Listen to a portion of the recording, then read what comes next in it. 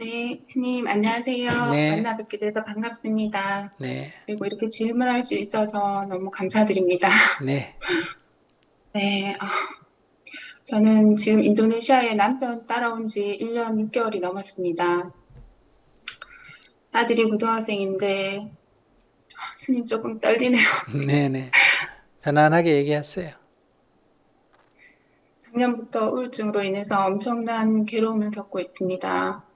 아들은 수업이 듣기 싫다, 학교를 그만두고 싶다, 성적이 잘 안 나온다, 엄마가 어릴 때 나를 너무 막대했다 등등 레퍼토리를 바꿔가면서 이야기합니다.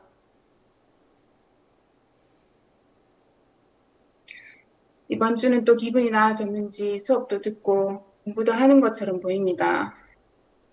저는 아들의 진심이 늘상 수수께끼 같습니다. 질문은 아들에게 내가 너무 휘둘려서 너무 힘듭니다. 집착과 사랑을 구별할 수 있는 방법을 알고 싶습니다. 부탁드립니다. 네. 질문자 얘기를 들으니까 무자식 쌍팔자다 이 생각이 드네요. 아들 낳았다고 좋아했는데 지금 골치 아프죠. 세상 일이라는 게 이렇습니다. 좋은 것이 좋은 게 아니고 나중에 큰 그게 고통이 되고 또 나쁜 것이 나쁜 것이 아니고 그것이 나중에 도리어 복이 될 때도 있다. 그래서 우리가 세상에 일어나는 일 하나하나를 가지고 너무 좋았다, 나빴다 이렇게 희비에 휘둘리는 것은 인생을 지나놓고 보면 어리석다 이런 걸 알 수 있습니다.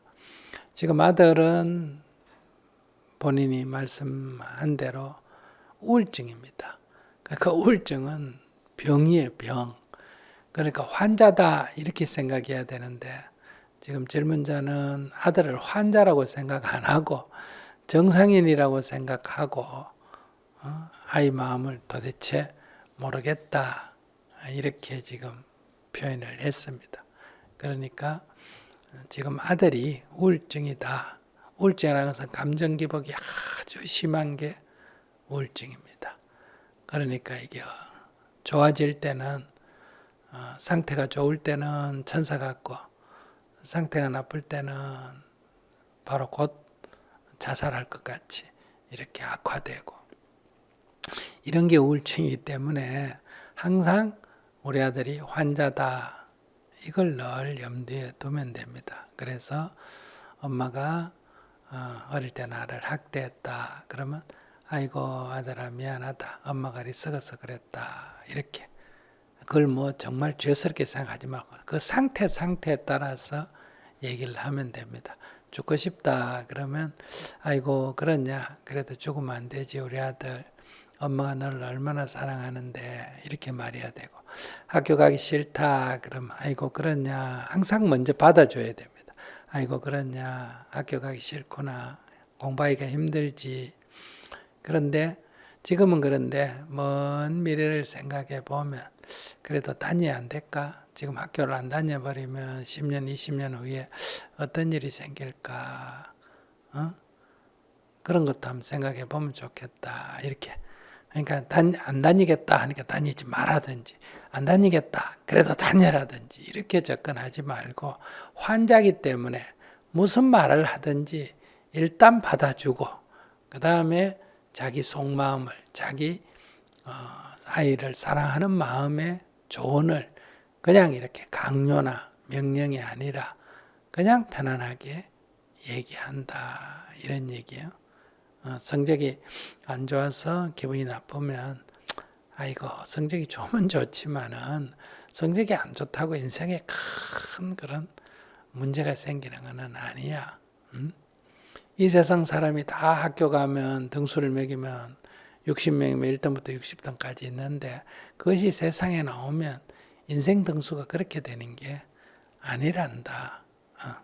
공부를 잘하면 좋기는 하겠지만은 공부를 못한다 그래서 인생에 꼭 실패라든지 그런 거는 아니란다. 그러니까 최선을 다하되 너무 결과에 연연하지 마라. 이렇게 얘기해 줘야지. 엄마가 공부를 잘해야 된다. 이렇게 생각하기 때문에 아이가 성적이 나쁜 것에 대해서 걱정을 하면, 아니면 엄마가 더 거기 더 붙여서 아이보다 더 극렬하게 대응을 한다든지, 이런 것은 바보 같은 짓이다. 그러니까 아이 건강이 중요하지 공부가 중요한 게 아니다. 그러니까 의사 선생님이 이 정도라면 휴학을 하는 게 좋겠습니다 하면 아이 건강을 항상 우선시해야 된다. 관점을 그렇게 잡으면 이거는 큰 문제가 아닙니다. 그리고 자기가 치료를 할 수가 없습니다. 치료는 의사가 하고 자기는 보살피는 역할을 한다. 그 보살피는 것이 뭐 먹을 거 주고 입을 거 주는 것만이 아니라 아이가 어떤 태도를 보이든지 그것을 받아주고, 그리고 또 진심 어린 자기의 얘기를 해준다. 강요도 하지 말고, 성질 난다고 하지 않은 대로 그래 그러면 해라 이렇게도 하지 말고, 그러니까 그거는 자기가 아이 감정에, 아이의 그 우울증, 그 정신적인 어려움에 거기가 자기가 정상인이라고 생각하기 때문에 자기가 거기에 자꾸 휘둘리게 되는 거예요. 항상 환자다 이걸 잊어버리지 마세요. 그래서 아침 기도할 때 우리 아무개는 지금 환자입니다. 우리 아이들은 지금은 환자입니다. 이걸 놓치지 않으면 큰 문제가 안 돼요. 그리고 이제 내가 잘 모르니까 그 증상에 대해서는 항상 환자다. 팔이 하나 부러지고 다리가 하나 부러졌으면 자기가 정성을 기울여서 환자라는 생각을 할 거예요. 근데 이 정신질환은 눈에 안 보이기 때문에, 육신이 멀쩡하기 때문에 나도 모르게 자꾸 정상이라고 생각하고 그걸 시비하는 거예요. 그 말, 행동을 갖고 하나하나 시비하는데 그 말, 행동은 정상적인 게 아니기 때문에, 질환이기 때문에 시비를 하면 안 돼요. 지금 마음이 저렇구나, 오늘 공부하기 싫구나, 오늘은 조금 기분이 좋구나. 그러니까 좋아도 그게 좋은 게 아니고 나빠도 나쁜 게 아니에요. 늘 오르락내리락 하는 거예요. 근데 자기가 그 아들의 기분이 좋으면 자기도 덩달아 좋고, 아이가 기분이 나쁘면 자기도 덩달아 나쁘고, 그렇다면 자기는 엄마 자격이 없는 사람이다. 그러니까 항상 오르면 지금 올랐구나, 내리면 내렸구나 하고 지켜보는 그런 자세로. 그러니까 내릴 때는 약간 깔아지면 위로해주고, 약간 업되면 그냥 지켜봐주고, 그런 관점에서 치료는 의사가 하고 자기는 정신적으로 포용해주고, 이렇게 하면 또 때가 되면 낫든지, 또 자기 스스로 일어나든지, 또 악화가 되면 그건 이제 병원에서 의사가 입원을 시키든지, 자기가 어떻게 할 수 없어요. 안 그랬으면 좋겠다 한다고 그렇게 되는 게 아니에요. 내가 할 수 없는 일을 내가 할 수 있는 것처럼 생각하기 때문에 인생이 고달픈 거예요. 하늘에서 비가 안 오면 비 오게 하는 건 내가 할 수가 없어요. 그러니까 내가 할 수 있는 일은 수로에 물을 끌어들인다든지 지하수를 판다든지, 이건 내가 할 수 있는 일이지만은 비를 오게 하는 건 내가 할 수 있는 일이 아니에요. 그럼 그건 하늘이 하느냐? 그것도 사실은 아니에요.